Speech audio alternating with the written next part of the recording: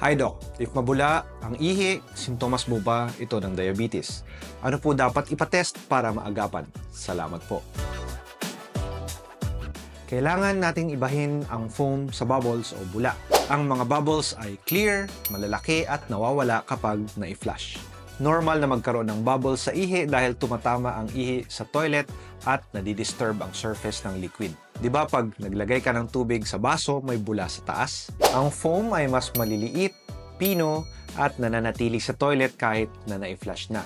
Nabubuo ang foam sa pag-trap ng pockets ng gas sa liquid sa tulong ng isang surfactant.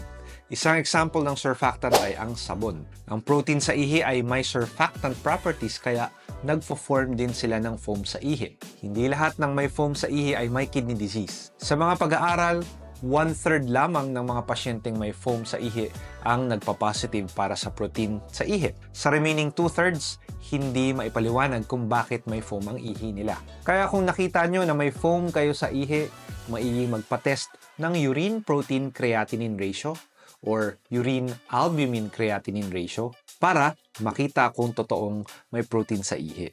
Tandaan na nauunang lumabas ang protein sa ihi bago pa man tumaas ang creatinine. Kaya ang mga tests na magdedetect ng protein sa ihi ay magandang early detection for kidney disease.